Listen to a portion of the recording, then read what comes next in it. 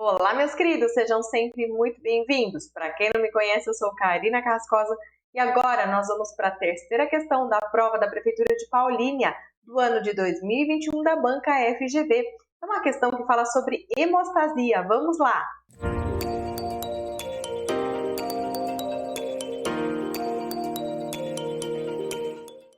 Pessoal, o que diz essa questão? As ações a seguir apresentam somente exemplos de manobras locais utilizadas para fins de hemostasia, à exceção de uma: assinalia. Alternativa A: compressão, ligadura, tamponamento. B: sutura, eletrocoagulação e pinçamento. C: comprimidos de ácido tranexâmico, sutura e compressão. Letra D: ligadura, tamponamento e sutura. E letra E: compressão, tamponamento e sutura. Meus queridos, não esquece do like.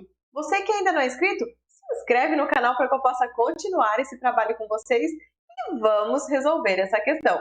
Vamos aproveitar essa oportunidade para revisar as manobras de hemostasia. As informações aqui contidas tirei do livro de cirurgia do RUP, sexta edição de 2015. Então vamos lá. O procedimento de hemostasia é extremamente importante para prevenir a perda excessiva de sangue durante a cirurgia. Segundo essa literatura, a gente tem 4 meios de promover a hemostasia. O primeiro seria auxiliando mecanismos hemostáticos naturais. O segundo, uso do calor para fundir a ponta dos vasos cortados. Terceiro, por meio de ligadura. E quarto, usando substâncias de vasoconstrição e procoagulantes. Então, o primeiro meio seria auxiliando mecanismos hemostáticos naturais. Aqui a gente tem a pressão nos vasos. Quando for um vaso pequeno, essa pressão deveria ser realizada de 20 a 30 segundos e vasos maiores de 5 a 10 minutos. É super importante memorizar esses valores. E não é só a FGV que gosta de cobrar esse assunto.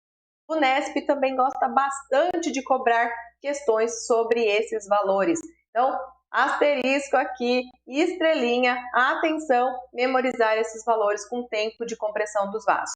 E depois temos ainda a utilização de hemostáticos. O autor coloca para a gente que numa situação de sangramento intenso depois de realizar a cirurgia, qual que é a primeira manobra que deve ser feita? O alvéolo deve ser coberto com uma gaze umedecida.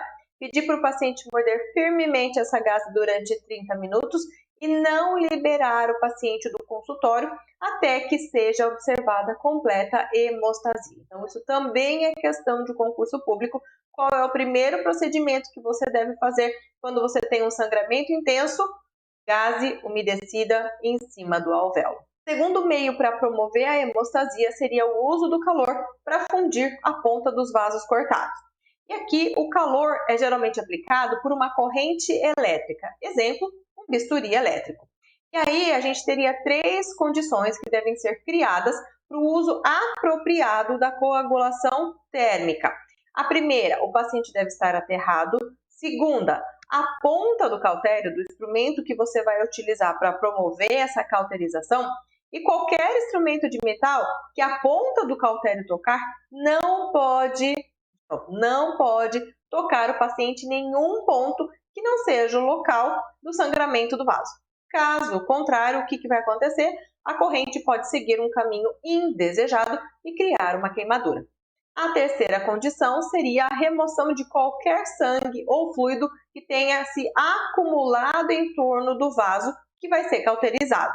Por quê? Porque esse fluido, esse resto de sangue, ele vai funcionar como um reservatório de energia. E aí você vai evitar que uma quantidade suficiente de calor atinja o vaso que vai ser cauterizado. Vamos agora para o terceiro meio de promover a hemostasia, seria a ligadura. Então, vasos maiores, o que a gente vai fazer? Pinçar as pontas do vaso cortado. Fazer a sutura ao redor do vaso, de preferência uma sutura não reabsorvível. E o quarto e último meio de promover a hemostasia seria utilizando substâncias vasoconstritoras, como por exemplo a epinefrina. E uma observação que o autor coloca para a gente, que a epinefrina funciona como um vasoconstritor, quando colocada no local em que se deseja a vasoconstrição por pelo menos 7 minutos antes da cirurgia começar. E além das substâncias vasoconstritoras, a gente também tem aquelas que são pró-coagulantes. Exemplos, a trombina e o colágeno. E aí vocês devem estar se perguntando, e a sutura? A sutura, segundo a literatura, tem como primeira função principal, coaptar margens da ferida. Isso também já foi questão de concurso público. Qual é a primeira função da sutura? Coaptar margens da ferida. E aí, a sutura vai ter outras funções, como hemostasia por meio de tamponamento.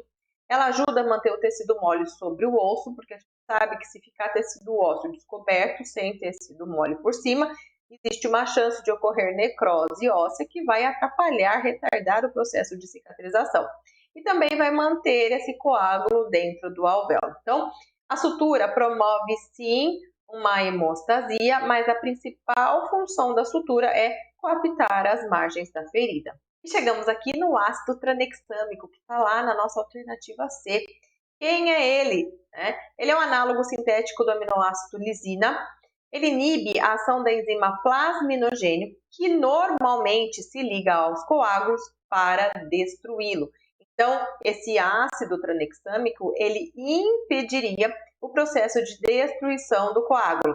Então, esse processo de destruição do coágulo, ele acontece com mais facilidade em pacientes que possuem discrasias sanguíneas. Então, essa substância não ativa a cascata da coagulação. Ele não vai estimular o processo de coagulação.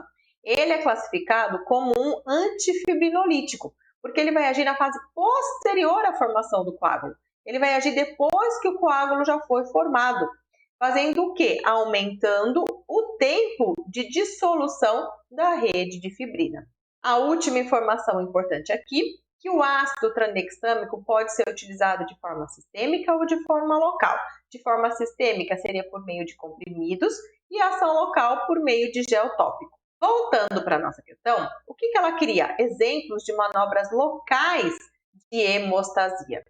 Então, aqui na letra A, compressão, ligadura e tamponamento, ok. Letra B, sutura, eletrocoagulação e pinçamento, ok também. Letra E, compressão, tamponamento e sutura, também. Letra D, ligadura, tamponamento e sutura, ok. E aí a gente chega na letra C e a gente tem comprimidos de ácido tranexâmico. Só lembrando que quando a gente usa comprimidos, a gente vai ter uma ação sistêmica e não uma ação local. Então, a questão quer manobras locais. E aí a gente tem uma manobra sistêmica de controle do sangramento.